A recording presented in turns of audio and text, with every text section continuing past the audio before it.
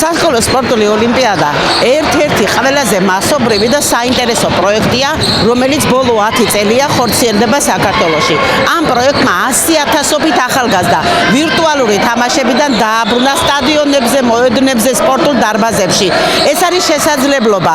ეს არის ბავშვების პერსპექტივა, რომ მათ სამოყვარულო დონიდან მაღალი მიღწევების სპორტში აღმოაჩინონ თავიანთი თავი.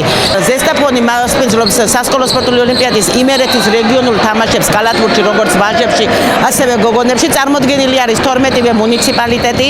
მადლობა ზესტაფონის მერიას იმ ორგანიზებისათვის, რომელიც მათ აშკარად იგრძნობა, რომ მომზადებული არის ყველაფერი იმისათვის, რომ ტურნირი ჩატარდეს ძალიან მაღალ დონეზე.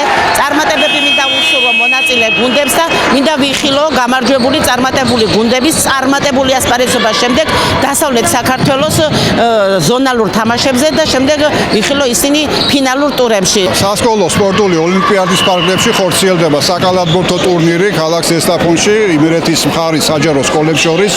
ტურნირი და ოლიმპიადა არის მეტად მნიშვნელოვანი, რადგან ეს ყველაფერი ხელს უწყობს ახალგაზრდა თაობაში ცხოვრების ჯანსაღი წესის ამკვიდრებას, სპორტის ოლიმპიური სახეობის პოპულარიზაციას და ვფიქრობ, რომ დღის განმავლობაში სპორტული ასპარეზობა მეტად საინტერესო და დაძაბულ ვითარებაში წარიმართება.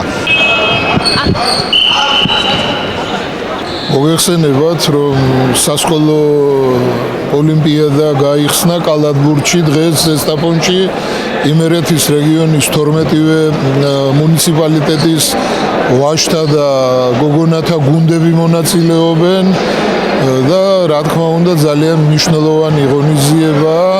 მე პირადად გახლდით ზამთრის ოლიმპიური თამაშების მონაწილე როგორც მაყურებელი და ისეთი აღფრთოვანება და სავსე ვარ იმით, რომ 14 წლის ქართველმა გოგონამ შეძლო რომ საქართველოს ჰიმნი აჟღერებულიყო ბათუმის ზამთრის სპორტის ზამთრის სახეობათა სპორტის სასახლეში, რომ აი ამ დღევანდელი მისალმებაშიდაც ამას ხაზი გაუსვი და მე ვთვლი, რომ აი ესეთი ღონისძიებები ძალიან მნიშვნელოვანია, მით უმეტეს იმ ფონზე, როცა სახელმწიფო ამკაცრებს ნარკოპოლიტიკის თემატიკას და მოუწოდებს ახალგაზრდობას, რომ რაც შეიძლება უფრო ჯანსაღი ცხოვრების წესით იყოს დაკავებული და ის რაც დღეს ამ სპორტის სასახლეში ხდება ზესტაფონში, ნამდვილად არის დასტური იმისა, რომ რაც მეტ ახალგაზრდას მოვიზიდავთ და რაც მეტი ახალგაზრდა ჩაებმება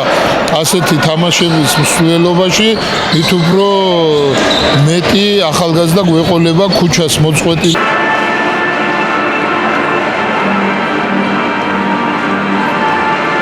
მე ვარ საჯარო სკოლის სპორტის მასწავლებელი. ჩვენმა გუნდმა გაიმარჯვა ზესტაფონში და ზესტაფონის სახელით, რა თქმა უნდა, მიიღეს მონაწილეობას იმერეთის ჩემპიონატში, სასკოლო სპორტულ ოლიმპიადაში და მინდა უსურვო წარმატებები. აი თქვენ როგორ თქვით, პირველ რიგში, რა თქმა უნდა, უწყობს ბავშვებს დამეგობრებას აი სპორტი, დამეგობრებას ხელს, უწყობს ჯანსაღი ცხოვრებას წესს და რა თქმა უნდა, თუ კარგი სპორტსმენი გამოვლინდა ვინმე, მას გზა ექნება გაკვლეული, რომ დიდი კალათბურთი ითამაშოს.